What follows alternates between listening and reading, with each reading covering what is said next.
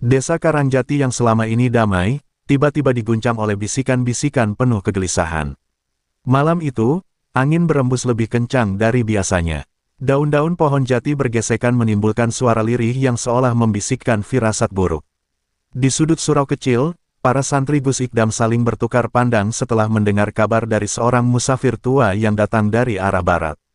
Ki Jalung akan datang. Dukun sakti dari Banten yang tak pernah bisa dikalahkan itu kini ingin menantang Gus Ikdam, bisik musafir itu dengan mata merah dan suara gemetar. Nama Ki Jalung bukanlah nama yang asing bagi orang-orang yang mengerti dunia gaib. Ia dikenal sebagai penguasa ilmu hitam di tanah Banten, seseorang yang bisa memerintah jin dengan sekali dengus, membuat hujan darah turun dengan sekali mantra. Konon, dia pernah membuat sebuah pesantren terbakar hanya karena dihina oleh seorang kiai. Maka tak heran, kabar tentang niatnya menantang Gus Ikdam langsung menyebar seperti api disiram minyak. Kegelisahan mulai menyusup ke hati warga dan para santri. Mereka berkumpul di halaman pesantren, berbisik-bisik penuh cemas. Bagaimana jika Gus diserang malam-malam? Bagaimana jika pesantren ini hancur seperti yang lain? Tanya salah seorang santri muda dengan wajah pucat. Namun Gus Ikdam, seperti biasanya, tetap tenang. Ia duduk di beranda pesantren, mengenakan jubah putih dan memegang tasbih, seolah badai yang akan datang hanyalah hembusan angin sepoi di musim kemarau. Jangan takut, ucap Gus Ikdam lembut ketika seorang santri memberanikan diri melaporkan kabar dari musafir tua tadi. Sesungguhnya, yang lebih menakutkan dari kesaktian seorang dukun adalah dosa dari ketakutan kita sendiri pada selain Allah. Ucapannya membuat beberapa santri menunduk malu, namun hati mereka tetap gelisah. Sebab mereka tahu, Ki Jalung bukan lawan biasa. Di tempat lain, jauh di atas perbukitan berkabut di Banten, Ki Jalung sedang duduk di tengah lingkaran api, dikelilingi tengkorak dan asap kemenyan. Matanya menyala merah, menatap tajam ke dalam baskom berisi darah ayam hitam. Dari bayangan yang tergambar di permukaan darah itu, ia melihat sosok Gus Ikdam sedang mengajar santri dengan penuh ketenangan. Anak muda itu, sudah terlalu banyak bicara tentang kebenaran. Sudah saatnya dia tahu siapa penguasa sebenarnya di dunia ini, geram Ki Jalung sambil mengepalkan tangan. Ki Jalung bukan sekadar dukun. Ia adalah warisan ilmu dari 7 generasi leluhur yang memelihara kebencian terhadap para kiai. Ia merasa Gus Ikdam telah mencoreng kehormatan dunia perdukunan dengan ucapan-ucapan yang menyindir ilmu hitam. Baginya, ini bukan sekadar pertarungan kekuatan, tapi pembuktian siapa yang lebih berkuasa, cahaya atau kegelapan. Langit Karangjati malam itu tampak berbeda. Awan gelap berkumpul meski tak hujan. Seekor burung hantu bertengger di atas menara masjid sambil menjerit keras. Warga desa yang sudah tua-tua mulai mengenali tanda-tanda ini. Ini bukan malam biasa, gumam Mbah Wirya, sesepuh desa yang dulu pernah beradu ilmu dengan saudara seperguruan Ki Jalung. Ia tahu, badai besar akan datang, tapi yang menjadi medan tempurnya kali ini bukan hanya alam, melainkan juga jiwa. Dan di tengah semua kegelisahan itu, Gus Ikdam hanya menatap langit malam yang pekat. Jika ini waktunya datang, biarlah datang, gumamnya. Karena cahaya takkan pernah gentar walau malam paling pekat sekalipun mencoba menelannya. Hari itu, langit Karangjati seperti kehilangan warnanya.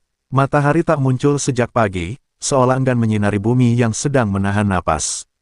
Awan gelap menggantung berat di atas langit desa, membuat suasana mencekam meskipun belum ada kejadian apapun yang nyata. Tapi mereka yang peka merasakan perubahan itu.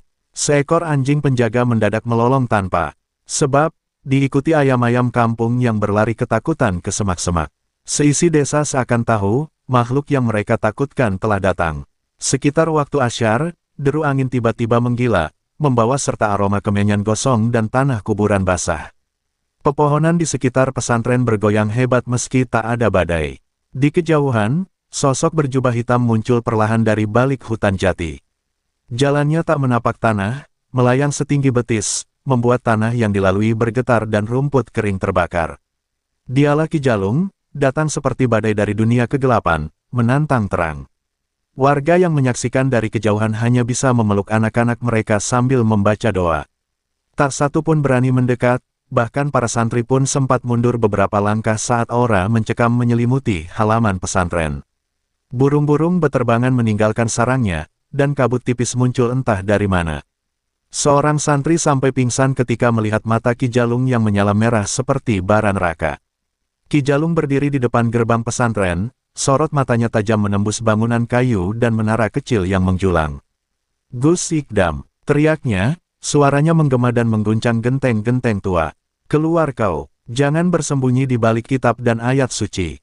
Mari kita uji, siapa yang benar-benar menguasai langit dan bumi." Para santri gelisah, sebagian mencoba menenangkan yang lain, tapi hati mereka bimbang. Tak seorang pun tahu bagaimana Gus Ikdam akan menghadapi makhluk seperti Ki Jalung. Namun sebelum ketakutan itu berubah menjadi panik, pintu utama pesantren perlahan terbuka. Dari balik cahaya remang-remang, Gus Ikdam melangkah tenang. Jubah putihnya berkibar lembut diterpa angin hitam, dan wajahnya tetap teduh seperti biasa. Ia berdiri hanya beberapa meter dari Ki Jalung. Tidak satu pun getaran takut terlihat darinya. "Selamat datang di tempat yang dijaga oleh cahaya," ucap Gus Ikdam lembut. "Jika kau datang dengan niat belajar, kami terbuka. Tapi jika kau membawa kegelapan untuk menantang, maka ketahuilah, cahaya tak akan padam hanya karena diterpa bayang-bayang." Ki Jalung menyeringai. "Kau terlalu percaya diri, anak muda," katanya. "Sudah banyak yang mengaku kuat dengan cahaya, tapi akhirnya lenyap dimakan kegelapan. Aku datang bukan untuk bermain-main.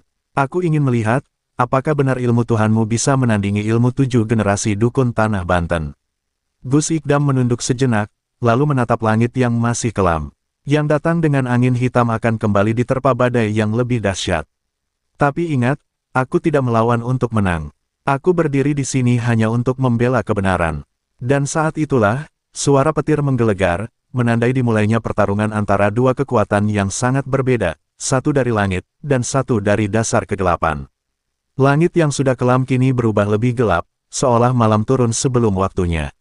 Petir menyambar tanpa hujan, dan guntur bergemuruh seperti suara amarah dari langit. Ki Jalung mengangkat kedua tangannya ke udara, membacakan mantra dalam bahasa kuno yang terdengar seperti bisikan ribuan arwah. Tanah di sekitar pesantren berguncang ringan, dan bau amis darah mulai menyebar. Dari balik pohon-pohon besar, muncul sosok-sosok hitam berwujud kabut, jin-jin buas yang dikirim Ki Jalung untuk menyerang lebih dulu. Para santri berlari panik, berusaha menyelamatkan diri sambil tetap melafalkan ayat-ayat Al-Quran. Beberapa jatuh tersungkur karena ketakutan, dan sebagian lagi berteriak memanggil Gus Ikdam. Namun Gus Ikdam tak bergeming. Ia tetap berdiri tegak di halaman pesantren, menatap jin-jin itu dengan mata yang tenang, seolah tak melihat kengerian sama sekali. Suara zikir lirih keluar dari bibirnya, mengalir seperti air jernih di tengah lumpur. Salah satu jin buas melesat cepat ke arah Gus Ikdam, mulutnya terbuka lebar dan matanya menyala biru. Tapi sebelum menyentuh tubuh sang kiai muda itu, tubuh jin itu mendadak terbakar oleh cahaya putih yang memancar dari tubuh Gus Ikdam. Jin itu meraung lalu meledak menjadi abu, disusul jeritan kesakitan dari dua jin lainnya yang hendak mengikuti. Cahaya dari zikir dan ilmu laduni yang dimiliki Gus Ikdam menciptakan perisai tak kasat mata yang tak mampu ditembus makhluk gaib manapun. Ki Jalung menyipitkan mata. "Kau, ternyata benar-benar memiliki pelindung dari langit," gumamnya. Tapi ia belum menyerah. Ia menggigit jari tengahnya, meneteskan darah ke tanah, lalu menjejakkan kaki kuat-kuat. Dari tanah yang retak, keluar sesosok makhluk besar bertanduk panjang, tubuhnya diselimuti asap hitam pekat, dan matanya merah menyala. Makhluk itu menggeram pelan, suara yang cukup membuat pepohonan di sekitarnya bergoyang hebat dan daun-daun gugur seketika. Santri-santri yang menyaksikan dari dalam pesantren hanya bisa menangis dan memeluk satu sama lain. Mereka tak pernah menyaksikan kengerian semacam ini. Namun sekali lagi, Gus Ikdam melangkah maju, kali ini membuka tasbih dari tangannya dan menggenggamnya erat. Dengan tenang ia berdoa, dan dari mulutnya meluncur ayat-ayat kursi, diulang 3 kali, setiap lafaznya menggema seperti denting lonceng ke seluruh penjuru pesantren. Makhluk bertanduk itu mengerang dan mulai mengerut, tubuhnya bergetar hebat seolah mendengar sesuatu yang membuatnya kesakitan. Ia mencoba bergerak menyerang, namun semakin dekat ke arah Gus Ikdam, tubuhnya semakin rapuh, hingga akhirnya meledak dalam suara menggelegar, meninggalkan tanah yang berlubang dan hangus. Ki Jalung terkejut, mundur 2 langkah, dan untuk pertama kalinya, wajahnya tampak takut.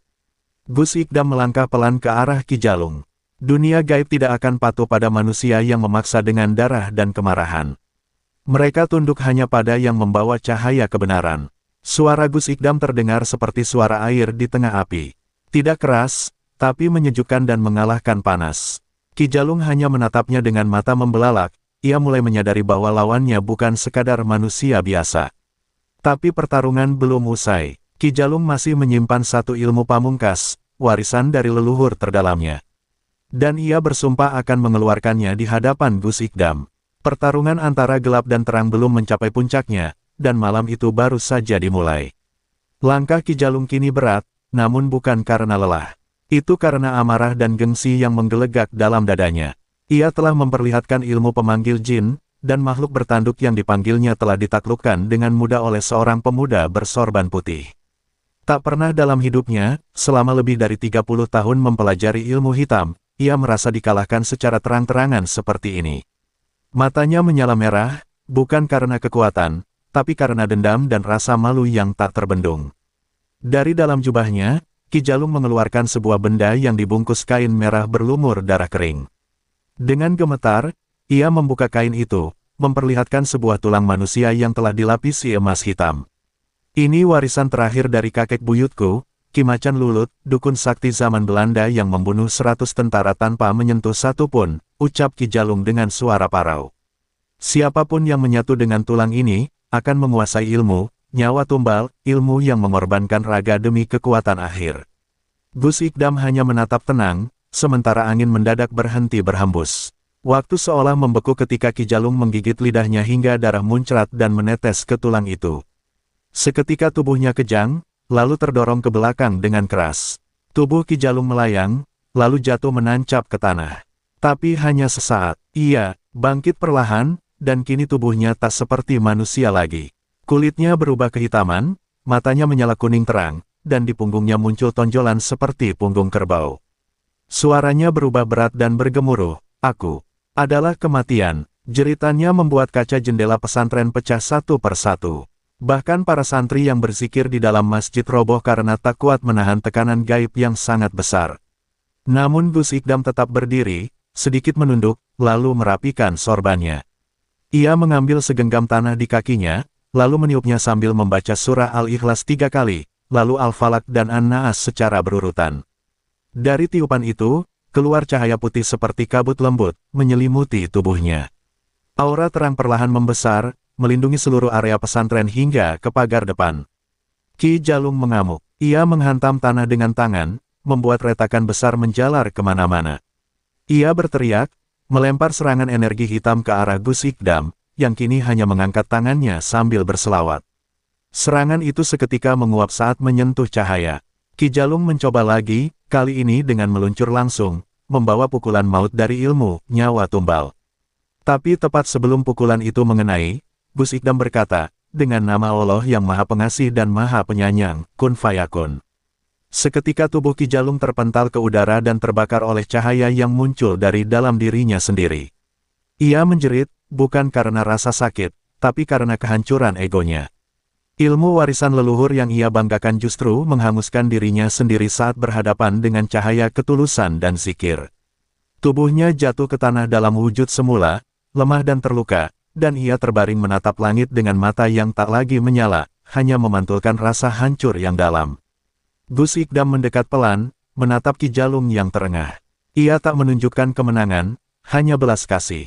Jika kau benar-benar ingin tahu siapa yang lebih kuat, maka lihatlah bukan dari seberapa besar kekuatan yang menghancurkan, tapi dari seberapa dalam cahaya yang menyelamatkan. Kata-kata itu menancap ke dada Ki Jalung seperti pedang tajam yang tak terlihat. Malam itu, tak ada lagi petir, tak ada lagi angin hitam, hanya suara jangkrik dan zikir lembut para santri yang mulai kembali pulih dari ketakutan. Tapi dalam hati Ki Jalung, badai baru saja reda, dan satu cahaya kecil mulai tumbuh dari kegelapan yang telah lama menguasainya.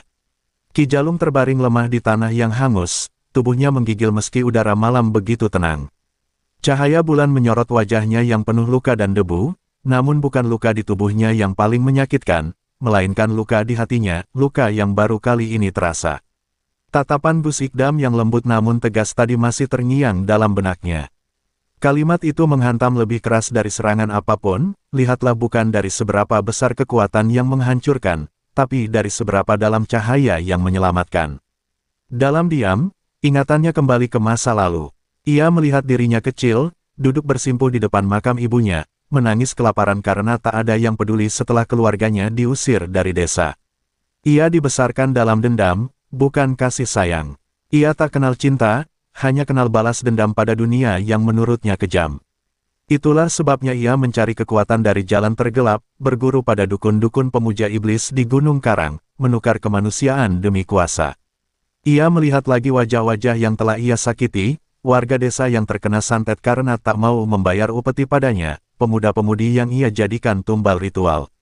Ia pernah membuat seorang ibu gila karena kehilangan anaknya yang mati misterius setelah menolak menjual tanah untuk tempat pemujaannya. Semua itu dulu terasa seperti kemenangan. Tapi kini, dalam keadaan tak berdaya, semuanya justru menggerogoti pikirannya seperti ribuan semut hitam memakan tubuh bangkai. Air mata menetes perlahan dari sudut matanya. Tangis pertama dalam puluhan tahun, bukan karena kalah, tapi karena malu. Ki Jalung mulai sadar, kekuatan sejati bukanlah kemampuan menundukkan jin atau memporak-porandakan bumi, tapi kemampuan untuk membebaskan diri dari kegelapan hati. Dan malam ini, kekalahan dari Gus Ikdam adalah jalan pertama menuju cahaya itu. Gus Ikdam tak pergi. Ia duduk bersila di dekat Ki Jalung, melantunkan istighfar dengan nada pelan namun terus-menerus. Suara itu seperti pelukan hangat di malam dingin, membawa kedamaian yang belum pernah dirasakan Ki Jalung seumur hidupnya. Santri-santri yang tadinya ketakutan mulai keluar perlahan dari masjid dan pondok, melihat pemandangan yang tak mereka sangka, Gus Ikdam duduk di samping musuh yang baru saja hendak membinasakan mereka. Salah satu santri, seorang pemuda tanggung bernama Arifin, mendekat dan membawakan air putih untuk Ki Jalung. Ki Jalung sempat menatapnya dengan bingung, tapi Arifin hanya tersenyum dan berkata, "Kalau memang ingin berubah, tak ada kata terlambat, Ki." Kalimat itu membuat dada Ki Jalung sesak bukan karena sakit, tapi karena haru. Ia merasa diterima. Untuk pertama kalinya dalam hidupnya, ada tangan yang tidak menunjuknya sebagai musuh, tapi mengulurkan untuk menyelamatkannya. Ki Jalung berusaha bicara, suaranya lirih dan serak. "Apakah Tuhan masih mau menerima orang sehitam aku?" Gus Ikdam menoleh pelan, menatap lurus ke matanya dan menjawab, "Selama kau masih bernapas, pintu ampunan Allah lebih luas dari seluruh dosa-dosamu." Mata Ki Jalung berkaca-kaca. Kata-kata itu seperti air di tengah gurun, menyapu kerak-kerak dosa yang telah lama mengeras dalam jiwanya. Malam itu menjadi saksi awal perubahan. Ki Jalung tak lagi menantang langit, tapi mulai bersujud dalam penyesalan. Dan Gus Ikdam, dengan sabar, menuntunnya mengucapkan kalimat syahadat kembali. Di antara reruntuhan amarah dan kegelapan, tumbuhlah satu tunas cahaya, hidayah. Malam itu, langit Banten seperti menyaksikan sesuatu yang langka, seorang dukun sakti yang pernah ditakuti, kini menunduk pasrah di depan seorang ulama muda. Ki Jalung belum sepenuhnya pulih, namun cahaya di wajahnya mulai tumbuh pelan. Tapi kabar tentang kekalahannya tersebar cepat seperti api di tengah padang ilalang. Para pengikut setianya yang selama ini hidup di bawah bayang-bayang kekuatan gelap pun mulai gelisah. Mereka merasa dikhianati. Salah satu dari mereka, yang paling fanatik dan kejam, bernama Sapu Angin, segera menyusun rencana balas dendam. Sapu Angin adalah murid paling loyal Ki Jalung, namun juga paling ambisius. Saat mendengar gurunya kalah dan bahkan mulai bertobat, hatinya terbakar amarah. "Guru telah melemah, diracuni cahaya para santri. Aku tak akan membiarkan warisan ilmu ini sirna begitu saja." Geramnya di sebuah padepokan tua yang telah lama dijadikan tempat ritual ilmu hitam. Ia lalu memanggil para murid dan dukun lainnya, menyusun kekuatan untuk menyerang pesantren Nurul Huda, bukan hanya untuk membalas, tapi juga untuk merebut tulang pusaka Ki Macan Lulut yang kini disimpan Gus Ikdam.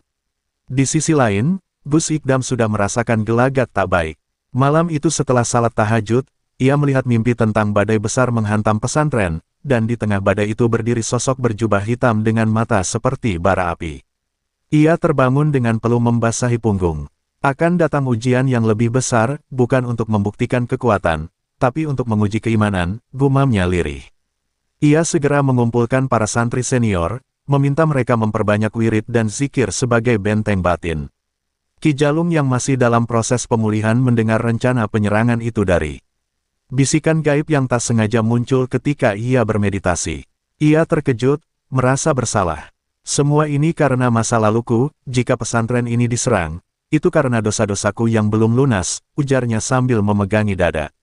Namun Gus Ikdam menenangkan, setiap ujian bisa jadi jalan pembebas, Ki. Mari hadapi bersama, bukan dengan kebencian, tapi dengan keyakinan. Sapu angin mulai mengirim gangguan. Beberapa santri mendadak kesurupan saat mengaji, suara-suara aneh terdengar dari pohon-pohon tua di halaman pesantren. Namun Gus Ikdam tetap tenang. Ia memperkuat pagar batin pesantren dengan bacaan Al-Quran yang diputar sepanjang malam dan memperbanyak majelis zikir. Aura pesantren terasa lebih khusyuk, namun di balik itu semua, ketegangan perlahan menyusup. Semua orang tahu, badai sesungguhnya belum datang. Ki Jalung merasa hatinya teriris setiap kali melihat santri yang kesurupan. Seharusnya aku yang diserang, bukan mereka, ucapnya penuh penyesalan. Ia lalu memberanikan diri meminta izin pada Gus Ikdam, izinkan aku menebus dosaku, aku akan memanggil sapu angin dan menghentikannya. Gus Ikdam memandangnya lama, kemudian menjawab, bukan dengan ilmu lamamu, Ki. Tapi dengan ketulusan barumu. Kalimat itu menancap dalam di hati Ki Jalung. Di saat yang sama, sapu angin bersiap turun gunung bersama 3 dukun sakti lainnya. Mereka membawa mantra darah, boneka tumbal, dan pusaka-pusaka kutukan. Mereka yakin, malam Jumat Kliwon yang akan datang akan menjadi malam kelam bagi pesantren Nurul Huda. Namun mereka tidak tahu, bahwa cahaya yang mereka hadapi bukan hanya milik seorang ulama muda, tapi juga dari seorang mantan dukun sakti yang kini sedang berjuang menebus dosa dan menemukan kembali jati dirinya. Malam itu akhirnya tiba, langit kelam menurunkan kabut tebal yang menutupi jalan menuju pesantren Nurul Huda. Suara burung hantu dan lolongan anjing dari kejauhan seolah menjadi tanda bahwa sesuatu yang mengerikan sedang mendekat. Di kejauhan, 4 sosok berjubah hitam melangkah perlahan. Sapu angin memimpin di depan, matanya merah menyala, tangannya menggenggam tongkat berujung tengkorak. Di belakangnya, 3 dukun sakti lain membawa kendi berisi darah ayam cemani dan boneka-boneka kutukan yang telah dipasangi mantra maut. Di dalam pesantren, suasana khusyuk menyelimuti. Gus Ikdam berdiri di depan para santri, memimpin zikir berjamaah. Cahaya lilin dan lampu temaram memantulkan wajah-wajah santri yang penuh ketegangan. Namun suara Gus Ikdam tetap tenang, lantunan zikirnya seperti menyayat langit, menggema hingga ke sudut-sudut alam gaib. Ki Jalung duduk di samping Gus Ikdam, tubuhnya gemetar, namun wajahnya memancarkan tekad. Ia tahu, malam ini bukan hanya ujian untuk pesantren, tapi juga untuk dirinya, mampukah ia benar-benar meninggalkan kegelapan. Ketika pukul 12 malam tiba, badai tiba-tiba datang dari arah selatan. Petir menyambar pohon-pohon sekitar, dan dari arah gapura depan, suara tawa mengerikan terdengar. Sapu angin dan rombongannya berdiri di ambang pintu pesantren, angin kencang menyibakkan jubah mereka. Salah satu dari mereka mengangkat boneka kutukan dan menancapkan paku ke kepalanya. Seketika itu juga, salah satu santri mendadak pingsan, mulutnya mengeluarkan busa. Namun Gus Ikdam dengan cepat menoleh, mengangkat tangan dan membaca ayat kursi, dan tubuh santri itu pulih seketika. Pertarungan gaib pun dimulai. Angin berputar kencang, membuat debu dan pasir berhamburan. Para santri terus melantunkan zikir dengan kencang, namun sapu angin melangkah maju, menghujamkan tongkatnya ke tanah. Getaran keras mengguncang bumi, dan dari bawah tanah muncul asap hitam pekat berbentuk ular besar. Ular itu melata menuju para santri, siap menerkam. Tapi Ki Jalung berdiri di hadapannya, menatap lurus tanpa rasa takut. Ia mengangkat kedua tangan dan berseru, demi taubatku, aku tidak akan membiarkan kalian mencelakai mereka. Dengan sisa tenaga batin yang telah ia pelajari untuk kebaikan, ia mengirim cahaya dari tangannya, menghantam ular gaib itu hingga lenyap menjadi abu. Sapu angin terkejut. Guru, apa yang kau lakukan? Kau mengkhianati kekuatan kita, teriaknya penuh kebencian. Namun Ki Jalung menjawab dengan suara gemetar namun lantang, aku tidak mengkhianati apapun, sapu angin. Aku baru sadar, selama ini aku salah. Dan kamu, akan hancur dalam kesombonganmu sendiri. Kata-katanya mengguncang, bahkan para dukun lain tampak goyah. Tapi sapu angin semakin marah. Ia mengangkat kendi darah dan melemparkannya ke arah Gus Ikdam. Namun sebelum kendi itu pecah di tanah, Gus Ikdam menatapnya dengan tajam, dan dengan sekali lafaz, hasbunallahu wa ni'mal wakil, kendi itu terpental balik dan meledak di tangan sapu angin sendiri.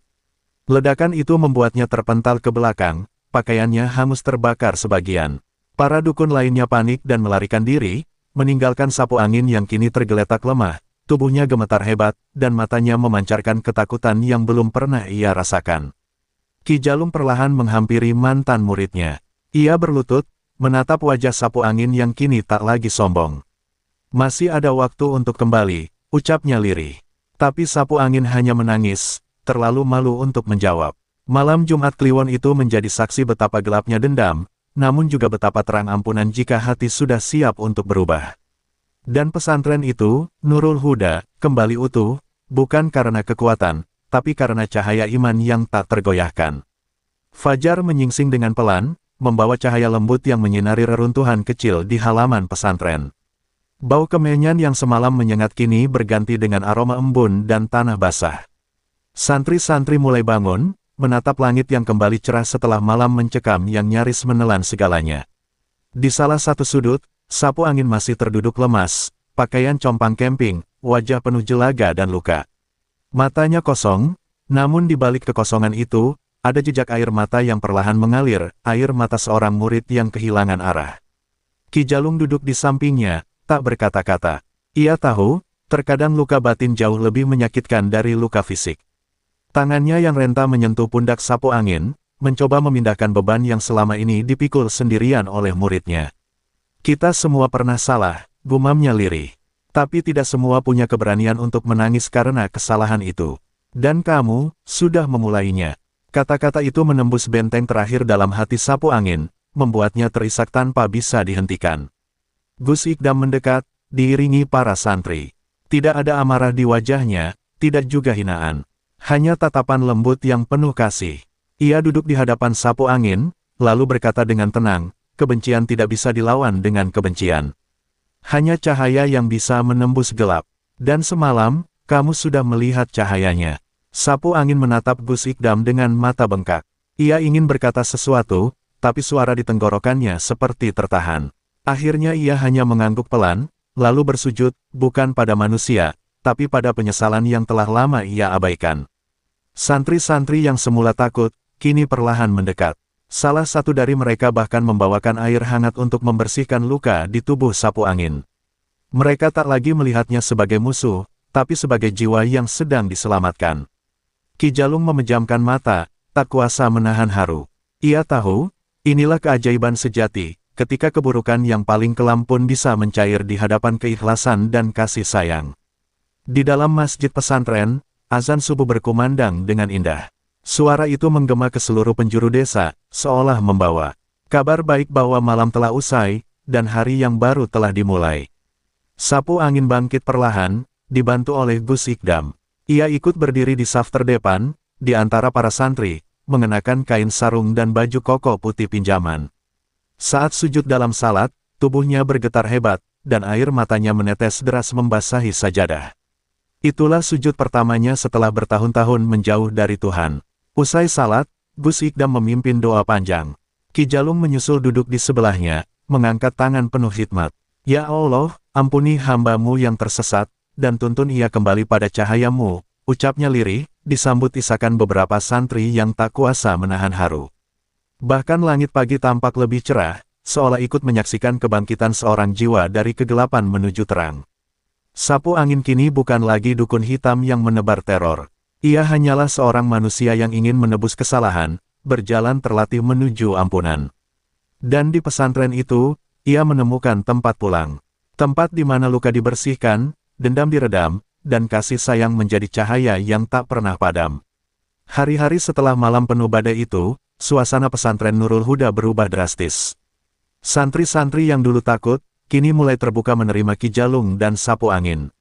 Namun, tidak semua orang di luar sana merestui perubahan itu. Desas-desus mulai beredar di kampung, bahwa dukun sakti dari Banten itu telah melemah dan menjadi budak Gus Ikdam. Gosip tersebut sampai ke telinga sapu angin, membuat hatinya bergejolak. Ia merasa dihina oleh orang-orang yang dulu mengaguminya karena kekuatan hitamnya. Di tengah pergolakan batin itu, Gus Ikdam mengajak semua warga pesantren berkumpul. Ia berujar, kita sudah melewati ujian besar, tapi ujian yang sesungguhnya masih menunggu. Iman dan kesetiaan kita akan diuji, bukan hanya oleh musuh, tapi juga oleh keraguan dalam diri sendiri. Suasana hening seketika, setiap orang merasakan beban berat kalimat itu. Gus Ikdam menatap lurus ke mata sapu angin dan Ki Jalung, menguatkan mereka dengan senyuman penuh harap. Suatu malam, saat semua terlelap, terdengar suara gaduh dari luar pesantren. Kelompok preman dan orang-orang yang masih percaya pada kekuatan gelap datang menyerang. Mereka membawa senjata dan mantra kutukan, ingin membuktikan bahwa dukun hitam tidak bisa diubah begitu saja. Gus Ikdam segera mengumpulkan para santri dan berdiri di depan. Jangan takut, kita hadapi mereka dengan iman dan keberanian. Ingat, kekuatan terbesar kita adalah ketulusan hati. Pertarungan malam itu berlangsung sengit. Para preman melontarkan jurus-jurus hitam, namun Gus Ikdam dan Ki Jalung memimpin barisan santri dengan doa dan zikir yang menggema menembus kegelapan. Sapu angin yang semula ragu kini membuktikan dirinya dengan melindungi para santri, menggunakan kekuatan yang pernah ia miliki tapi kini diarahkan untuk kebaikan. Setiap serangan musuh dibalas dengan cahaya ketulusan dan iman yang membakar jiwa. Di tengah pertarungan, Gus Ikdam berhasil menghentikan satu orang preman yang paling brutal. Dengan satu sentuhan tangan dan lantunan doa yang khusyuk, pria itu terdiam dan jatuh tersungkur, matanya membuka perlahan dengan pandangan kosong. Ini bukan akhir, bisik Gus Ikdam pelan. Ini awal dari kebangkitan jiwa-jiwa yang hilang. Perkataan itu menyebar ke seluruh penjuru hati para pejuang kebaikan malam itu. Setelah pertempuran usai, suasana sunyi kembali menyelimuti pesantren. Banyak luka dan duka, tapi ada harapan yang baru tumbuh. Ki Jalung berdiri di hadapan para santri, menatap langit yang mulai cerah. Kita sudah memilih jalan yang benar, walaupun jalan itu penuh duri. Kita harus tetap bersama dan kuat. Kata-katanya menggema, menjadi semangat baru untuk semua yang hadir.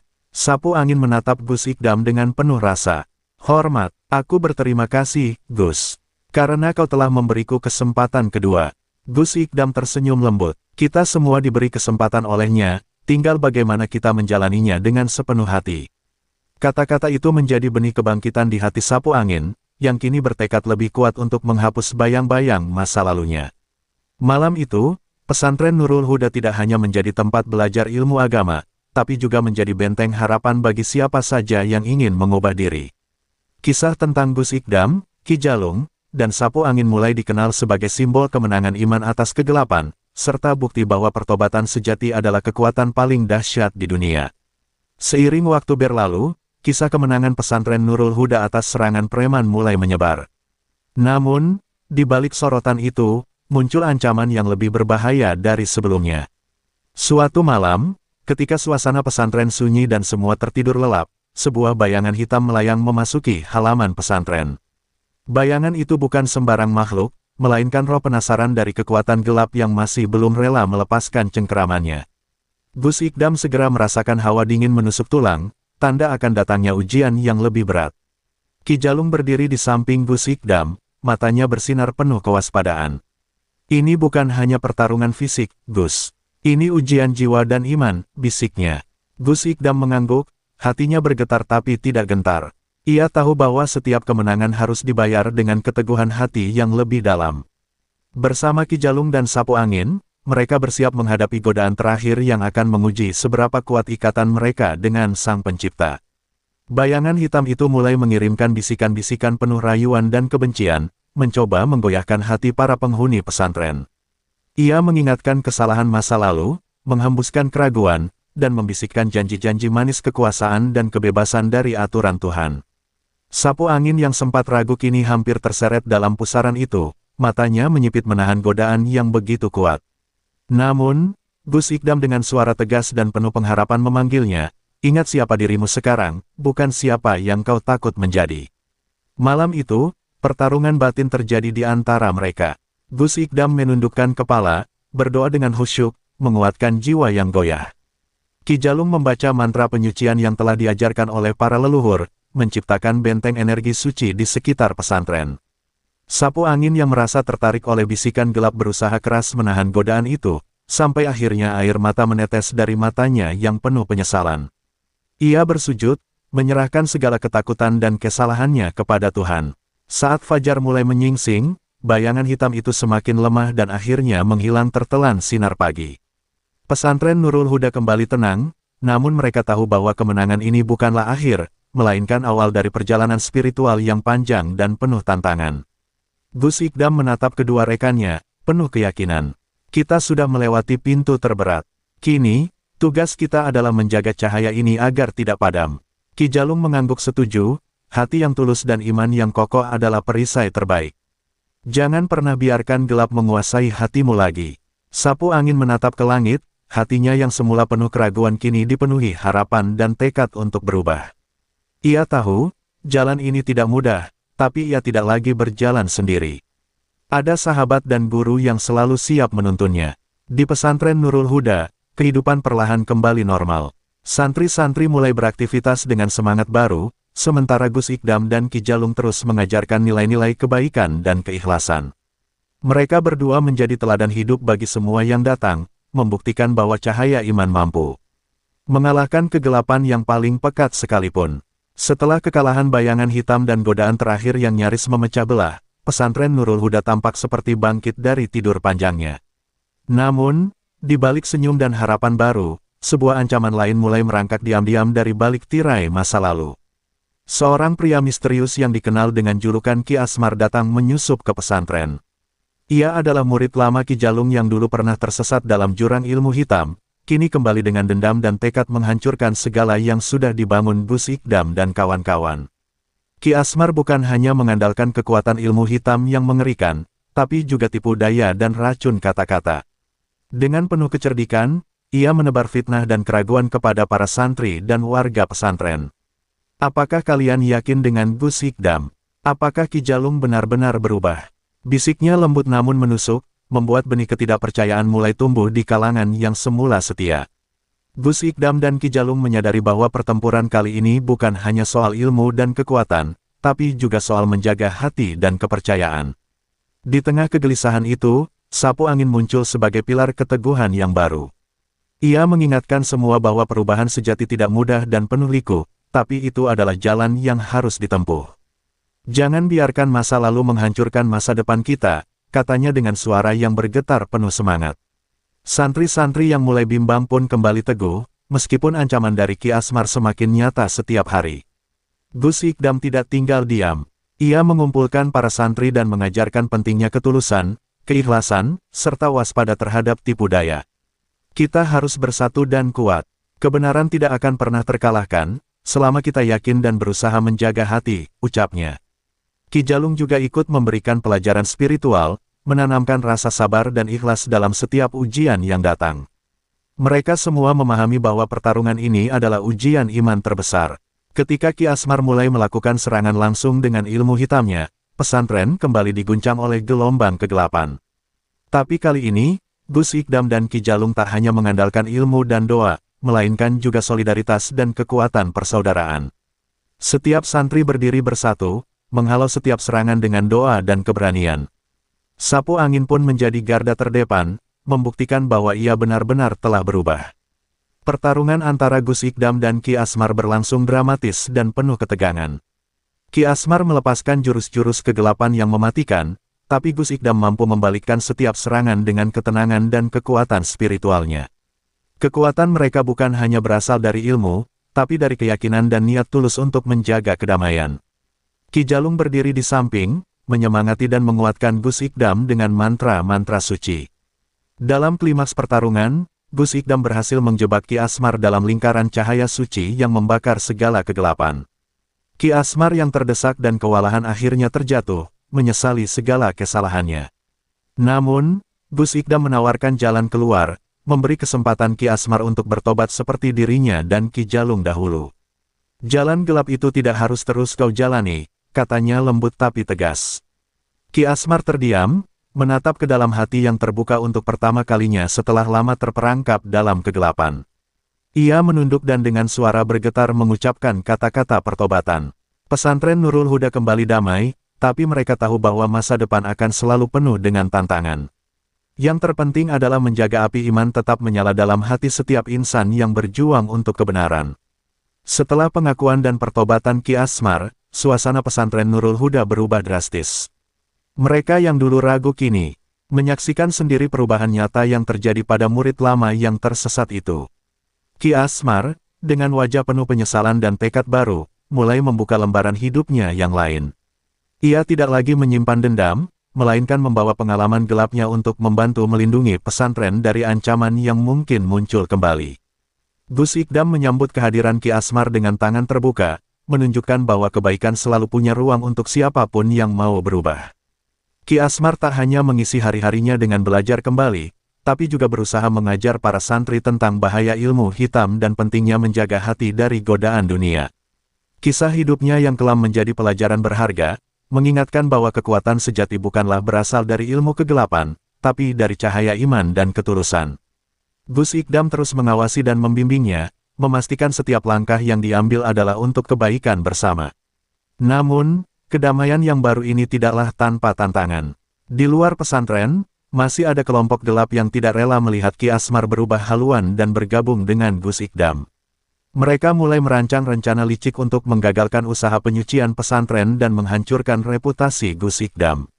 Ancaman dari masa lalu ternyata jauh lebih besar dan lebih licik dari yang diperkirakan.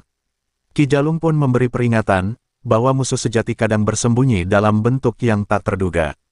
Gus Ikdam menanggapi ancaman itu dengan kepala dingin. Ia mengumpulkan seluruh santri dan staf pesantren untuk bersiap. Kita sudah melewati gelap, kini saatnya menjaga cahaya kita tetap terang, ucapnya dengan penuh keyakinan. Persatuan dan keikhlasan menjadi senjata utama yang tak bisa dipatahkan oleh siapapun. Ki Asmar pun kini tidak hanya menjadi murid, tapi juga pelindung setia, menggunakan pengetahuan masa lalunya untuk memperkuat benteng pertahanan pesantren. Hari-hari berikutnya diwarnai dengan pelatihan intensif, meditasi, dan doa bersama. Gus Ikdam memimpin semua dengan penuh semangat, mempersiapkan para santri untuk menghadapi badai yang akan datang. Ki Jalung mengajarkan mantra-mantra penyembuhan dan perlindungan, sementara Ki Asmar berbagi ilmu tentang jebakan-jebakan kegelapan yang harus diwaspadai. Sapu angin juga menunjukkan kemampuannya yang semakin matang, menjadi pilar yang tak tergantikan di tengah persiapan berat ini. Ketegangan mulai terasa ketika tanda-tanda gangguan muncul di sekitar pesantren. Pohon-pohon bergoyang aneh, hewan-hewan menjadi gelisah, dan malam-malam dipenuhi suara-suara gaib yang menakutkan. Gus Ikdam tahu ini adalah pertanda bahwa musuh telah mulai bergerak. Ia memerintahkan penjagaan ekstra dan meminta semua santri tetap waspada tanpa kehilangan ketenangan hati. Pertempuran besar akan segera dimulai, dan mereka harus siap secara fisik dan spiritual. Di puncak persiapan itu, Gus Ikdam duduk sejenak di bawah pohon beringin tua, memejamkan mata dan menguatkan hati. Ia teringat kata-kata Ki Jalung, bahwa cahaya iman adalah api yang tak akan pernah padam selama kita terus merawatnya dengan kesabaran dan keikhlasan. Dengan napas dalam, ia menghembuskan doa yang penuh harapan, yakin bahwa bersama-sama mereka akan mampu menaklukkan kegelapan yang mengintai. Malam itu, pesantren Nurul Huda diselimuti ketenangan yang menipu. Namun, di balik heningnya malam, bayangan gelap bergerak cepat menyelinap ke dalam pekarangan pesantren. Sekelompok orang bertopeng hitam, anak buah sisa kelompok gelap yang dahulu mengikut Ki Asmar, mendekat dengan niat mengacaukan kedamaian yang baru saja terjalin. Mereka membawa senjata dan mantra hitam, ingin menghancurkan segala harapan yang telah Gus Ikdam dan para pengikutnya bangun. Para penjaga pesantren yang telah dipersiapkan Gus Ikdam segera menyadari ancaman itu. Dengan sigap, mereka membunyikan alarm dan bersiap menghadapi serangan. Gus Ikdam berdiri tegak di tengah lapangan, matanya tajam menatap arah datangnya musuh. Tidak hanya mengandalkan ilmu, ia menguatkan hatinya dengan doa dan keyakinan bahwa kebenaran pasti menang melawan kegelapan. Santri-santri muda yang bersemangat pun mengikuti jejaknya, siap berjuang tanpa rasa takut. Ki Asmar, yang dulu berada di pihak lawan, kini berubah menjadi perisai kuat di barisan depan. Ia menggunakan ilmu hitamnya yang pernah dipelajari untuk membalikkan serangan. Jurus-jurusnya melesat dengan cepat, membakar mantra jahat dan menangkis segala serangan gelap. Perubahan hatinya terlihat jelas dari setiap gerakan dan niatnya, membuktikan bahwa penyesalan dan kesungguhan dapat mengubah bahkan yang paling kelam sekalipun. Sementara itu, Ki Jalung berdiri di samping Gus Ikdam, menggerakkan tangannya dengan penuh wibawa. Mantra penyembuhan dan perlindungan keluar dari mulutnya, melingkupi seluruh pesantren dengan perisai cahaya yang tak terlihat. Suara gemuruh mantra bersatu dengan gemericik doa santri yang menggema, menambah semangat perlawanan mereka. Setiap serangan lawan dipatahkan oleh kekuatan iman dan persatuan yang telah terjalin. Pertempuran semakin intens, dengan ledakan cahaya dan bayangan hitam yang saling beradu. Sapu angin menunjukkan keahliannya, mengayunkan tangan dan kakinya dengan cepat, menundukkan beberapa musuh yang nekat mendekat. Santri yang lain juga mulai belajar memadukan ilmu yang diajarkan Gus Ikdam dengan semangat juang yang membara. Mereka tahu, ini adalah ujian terbesar yang harus mereka lalui untuk mempertahankan pesantren dan nilai-nilai suci yang mereka pegang. Dalam kegaduhan itu, Gus Ikdam berhasil menembus pertahanan musuh, mengarah pada pemimpin kelompok gelap tersebut. Dengan tenang dan penuh kewibawaan, ia berkata, "Kalian telah memilih jalan yang salah. Tapi aku masih memberikan kesempatan untuk kembali ke jalan yang benar." Namun, tantangan itu tidak disambut baik. Pemimpin gelap itu malah melancarkan jurus paling berbahaya yang pernah Gus Ikdam lihat. Momen genting itu membuat seluruh pesantren menahan napas. Namun, dengan ketenangan luar biasa, Gus Ikdam menggabungkan doa dan ilmu, membentuk sebuah perisai cahaya yang memantulkan serangan maut itu kembali ke arah lawan. Ledakan energi itu menghempaskan kelompok gelap hingga mundur, menyisakan ketakutan dan kekalahan di hati mereka. Pesantren kembali tenang, tapi semua tahu bahwa perang ini belum selesai. Ketika fajar mulai menyingsing, Gus Ikdam berdiri di tengah pesantren, wajahnya bersinar penuh kemenangan dan harapan. Ia memandang ke arah para santri yang mulai bangkit, menguatkan mereka bahwa cahaya kebenaran akan terus menerangi jalan mereka.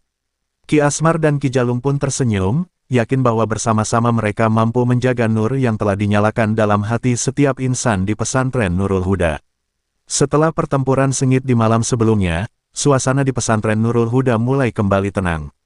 Namun Gus Ikdam tak membiarkan dirinya dan para santri terbuai oleh kemenangan semu. Ia tahu, musuh yang baru saja mundur bukanlah musuh terakhir. Ada sesuatu yang lebih besar dan lebih berbahaya yang bersembunyi di balik layar, menunggu waktu yang tepat untuk menyerang kembali. Dengan langkah mantap, Gus Ikdam memutuskan untuk menyelidiki asal-usul kelompok gelap itu. Bersama Ki Asmar dan Ki Jalung, Gus Ikdam menyusuri jejak-jejak kegelapan yang tersisa. Mereka menemukan bukti-bukti bahwa kelompok gelap tersebut ternyata masih berhubungan dengan seseorang yang lebih berkuasa, seorang dukun sakti yang selama ini bekerja di balik bayang-bayang. Informasi ini membuat Gus Ikdam semakin yakin bahwa perjuangan mereka belum usai, dan kini tantangannya jauh lebih berat daripada sebelumnya. Penyelidikan mereka mengarah ke sebuah tempat terpencil di pedalaman Banten, di mana sebuah bangunan tua dan angker berdiri seolah menyembunyikan rahasia kelam. Gus Ikdam dan rombongan pun berangkat ke sana, menghadapi kegelapan yang tidak hanya menguji ilmu mereka, tetapi juga keteguhan iman dan keberanian hati. Setiap langkah membawa mereka semakin dekat ke inti permasalahan yang selama ini tersembunyi. Dalam perjalanan, mereka melewati rintangan alam dan jebakan-jebakan mistis yang berbahaya. Namun dengan ilmu yang telah diajarkan oleh Gus Ikdam dan bimbingan dari Ki Jalung, mereka mampu menembus setiap hambatan.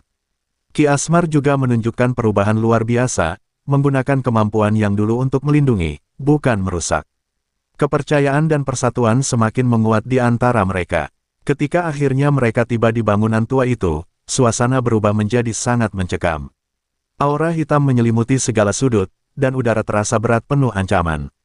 Gus Ikdam merasakan kehadiran kekuatan gelap yang luar biasa, lebih kuat daripada yang pernah ia hadapi sebelumnya. Namun, dengan tekad baja, ia melangkah maju, siap menyingkap tabir kegelapan yang selama ini membayang. Di dalam bangunan, mereka bertemu dengan sosok yang selama ini menjadi dalang di balik kelompok gelap, seorang dukun sakti bernama Ki Wasesa. Wajahnya dingin dan penuh kebencian, memancarkan aura hitam yang menakutkan. Ki Wasesa menantang Gus Ikdam dan rombongan untuk bertarung, mempertaruhkan segalanya demi mempertahankan kekuasaan kegelapan yang telah lama ia bangun. Pertarungan antara cahaya dan kegelapan pun tak terelakkan. Gus Ikdam melawan dengan segala kekuatannya, menggabungkan ilmu dan doa dalam satu gerakan penuh semangat. Ki Jalung dan Ki Asmar memberikan dukungan tak kenal lelah, saling melindungi dan menyerang bersama-sama. Suasana menjadi penuh ketegangan, namun setiap serangan Gus Ikdam berhasil sedikit demi sedikit menyingkap topeng kegelapan yang menyelubungi Ki Wasesa. Meski pertarungan belum usai, Gus Ikdam yakin bahwa kekuatan iman dan persatuan akan menjadi kunci kemenangan mereka. Ia berjanji dalam hatinya, bahwa cahaya Nurul Huda akan terus bersinar terang, menghalau kegelapan yang mencoba menguasai dunia mereka. Dengan semangat itu, mereka bersiap melanjutkan perjuangan hingga titik terakhir. Pertarungan antara Gus Ikdam dan Ki Wasesa memasuki puncaknya di dalam ruangan tua penuh aura gelap itu. Kedua sosok ini bagaikan dua kutub bertentangan, cahaya melawan kegelapan, iman melawan kesesatan. Gus Ikdam menangkupkan tangan di dada, memusatkan seluruh energi dan doa dalam hatinya, sambil mengucap mantra yang telah diajarkan gurunya sejak lama. Seketika, tubuhnya memancarkan cahaya putih yang menyilaukan, membuat Ki Wasesa terpana dan perlahan mundur. Ki Jalung dan Ki Asmar sigap mengamankan ruangan, menangkis serangan-serangan gelap dari pengikut Ki Wasesa yang masih tersisa. Namun, perhatian semua tertuju pada pertarungan antara Gus Ikdam dan Sang Dukun Sakti. Di tengah sorotan cahaya yang terus memancar, Gus Ikdam berkata dengan suara tenang namun tegas, "Kau masih bisa kembali ke jalan yang benar, Ki Wasesa. Tidak ada kata terlambat untuk bertobat dan menebus kesalahan." Mendengar kata-kata itu, wajah keras Ki Wasesa mulai berubah.